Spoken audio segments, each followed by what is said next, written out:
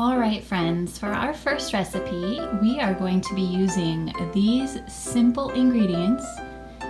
That's it, to make this. Yum! Now let's get started. All right, so if you came to our November Veggie Supper Club, you actually would have already seen this recipe, but I figured it is timely to do it again because I've heard some people have a hard time finding yeast and bread and other essentials. So this is actually a really quick recipe that you can make up. It's kind of like focaccia bread. So if we start off here, the first thing you're going to start with is to cook your spaghetti squash.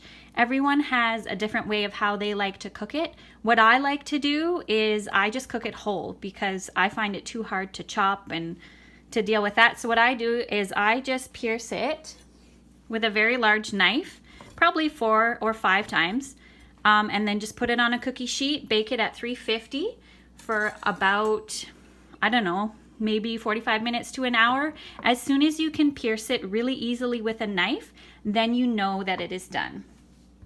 So here's one that I cooked up already this morning. So you can see there's a little indentation there because it was quite simple to cut through, telling me that it was ready. And see how much easier that is than trying to cut it when it is still really hard. I'm going to scrape these seeds out and I will rinse them off and cook them up in the oven because that makes a great snack. My kids really enjoy it.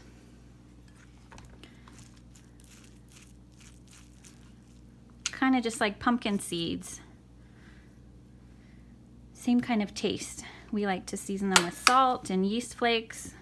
Sometimes my daughter will put dill and salt just for another flavor. We'll get that out of the way. Now, a lot of people really like to use spaghetti squash as an alternative to pasta, just if they're on like a low-carb diet or if they're just wanting to include more vegetables in their life. Still a few more seeds in there. So what you would do is you'd cook it the same. I wouldn't cook it as long because as you can see, it's quite mushy now. I would probably take at least 15 to 20 minutes off the cook time. And then you would pull it across like this so that you get these nice strands here, kind of like spaghetti. And what I'm going to do is I'm going to measure it. You want roughly around 2 cups of cooked spaghetti squash, but this recipe is very forgiving. So if you don't have that much, you'll be fine. So I'm going to toss that into my measuring cup here.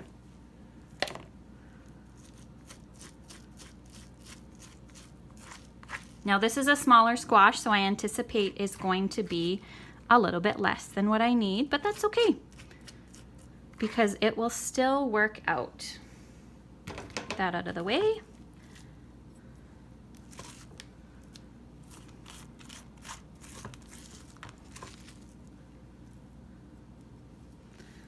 All right, and now let's measure this here. If we look, oh yeah, it's about 1.5 cups, but I'm not even going to worry about adjusting the measurements at all, to be honest. So the next step that I'm going to do is I'm going to use a tea towel and squeeze as much of the water out of the squash as I can.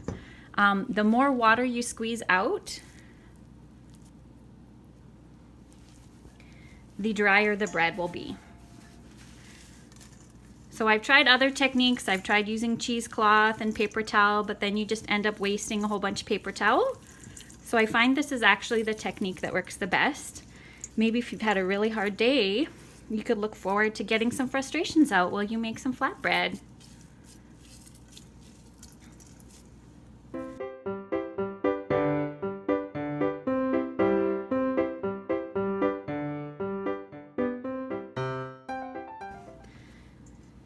This out of the way here.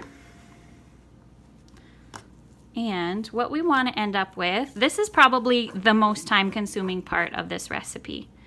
So we want to end up with 1 cup of total spaghetti squash. And like I said, it's a forgiving recipe, so even if we don't end up with that much, I'm not going to modify anything. I'm still going to go forward with everything else as written in the recipe. I find it's a lot easier to squeeze out more water if you use smaller batches.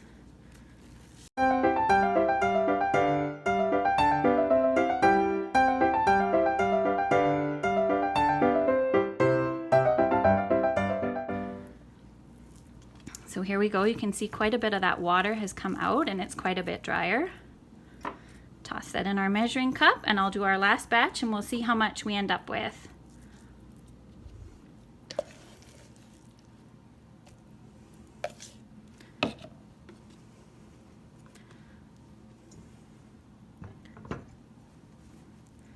This is actually a recipe that myself and Lisa, who's from our club, played around with a little bit from a blog called kirbyscravings.com.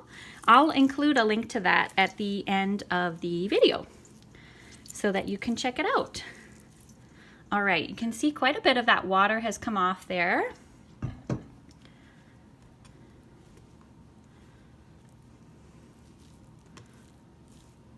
And look at that. I find a lot of people get really excited when they hear that spaghetti squash can be used like pasta, and they try it, and if they're not squash fans, they don't like it. So this is a great way to still include those vitamin-rich squashes into your recipes if you don't prefer it. And I wouldn't use any other gourd to substitute because like pumpkin and butternut, they all have quite a bit more water content in them.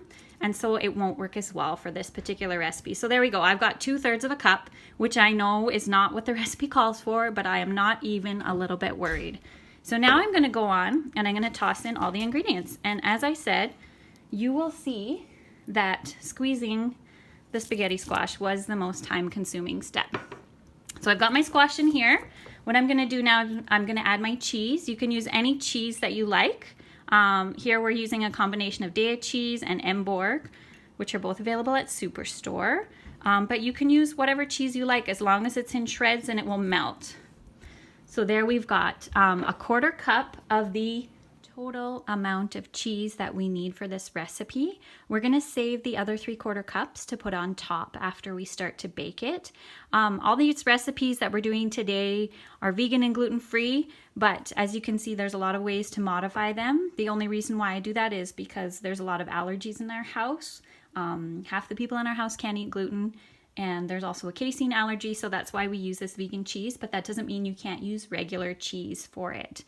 So what I'm going to do now is I'm going to add the 1 teaspoon of Italian seasoning, and you'll want to check your ingredients because my Italian seasoning has salt in it. So if yours does not, you may want to add that. So here you can see this is just Clubhouse Italiano seasoning from Costco. Next, we are going to add 4 tablespoons of almond meal. I get my almond meal from Costco, but if you're super ambitious and you make your own almond milk, I admire you. I think you're amazing, and you often have a lot of almond pulp left over, I imagine. So here's a recipe that you can use it up in. So we put in our almond flour, our Italian seasoning, and our cheese. And one thing that I forgot to do is to make a flax egg. I'm using flax egg today. Here I have 1 tablespoon of ground flaxseed. You can use egg. I've used egg before, but today I'm using flax egg just because I wanted to show you how we use it in recipes. So I use 1 tablespoon of ground flaxseed. It needs to be nice and finely ground. And I'm going to add 2.5 tablespoons of warm water. So I'm just going to pause the video and I'm going to go do that and show you what it looks like after about 5 minutes. It hasn't been quite 5 minutes, but as you can see, I added the water and it's starting to form a little bit of a gel. Flax egg doesn't work exactly the same as regular egg does, where it emulsifies and kind of binds everything together. This works more by a gel, so you could still use it in baking or pancakes or anything like that where you want to add something that's going to hold it together. Like I said, it doesn't work 100% like regular egg, but it does give you another option if you want to have a cholesterol-free option, if you're wanting to do low cholesterol. because we use the vegan cheese today, this one is going to be 100% cholesterol free. And I mean, just because we use vegan cheese today doesn't necessarily mean that it's healthier, because there are still quite a few calories in the vegan cheese. Here, I can show you. This is the one that we're using mostly. And for 1/4 cup, which is what we have in so far, it has 240 milligrams of sodium. Yikes. And our calories, 70 calories. So it does, you know, just keep it in mind. Just because it's vegan doesn't mean it's healthier. You still need to be wise and read your labels and make sure you know what you're putting in your food. So what I'm going to do now is I am going to put it on my cookie sheet and spread it out. I've already preheated my oven to 400 degrees Fahrenheit. I find that's what works best with our oven. Our oven, I do find we need to cook things at a lower temperature than a lot of what a lot of recipes recommend. Perhaps it's different altitude, perhaps it's just different ovens. And now what I'm going to do is I'm going to spread it out so it is 1/4 inch thick.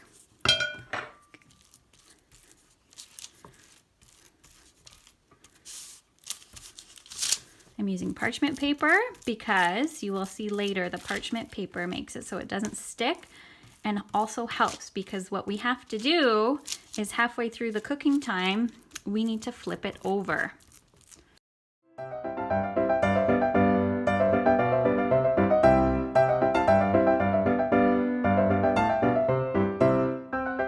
So I'm really interested what other people do with spaghetti squash. I know I have a friend who likes to cut it in half, cook it in the oven, and just put like tomato sauce or spaghetti right in there, or spaghetti sauce. Oh my word, I'm struggling with words today. They put it right in there, they bake it. Other people like to pull it and use it like pasta. So I'm curious what other recipes. Could you leave maybe a link to a recipe or a picture of what you like to use your squash for? Because I'm always excited to learn more ways to use squash, because even though we don't plant spaghetti squash anymore, it seems to come up every year in abundance.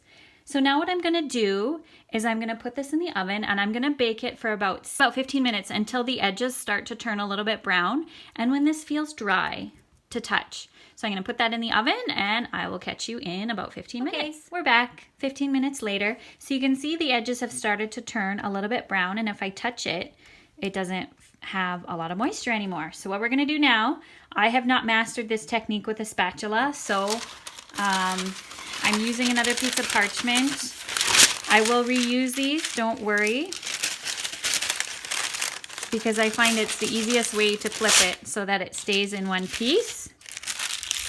And look at that, nice and brown and toasty.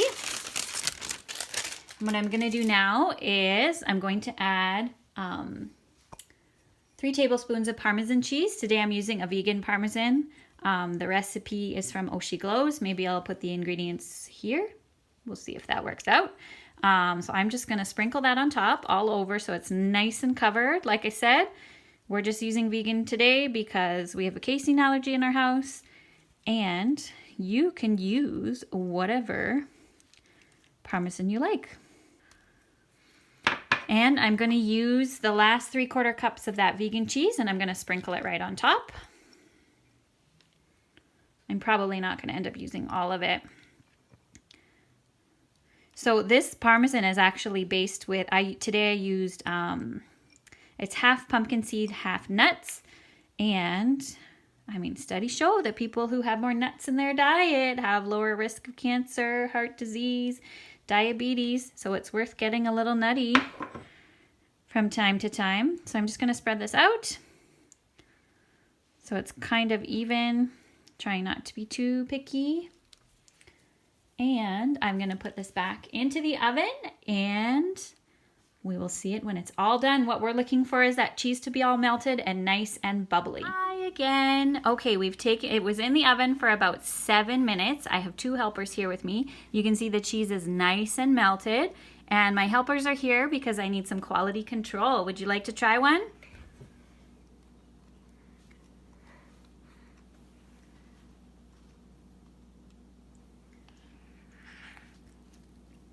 How is it? I love this. I love this. Well, there you go. 2 loves for the spaghetti squash flatbread. If you do make it, post a picture so we can see. We'd love to know if you're trying the recipes and if these are helpful. Stay healthy, everyone.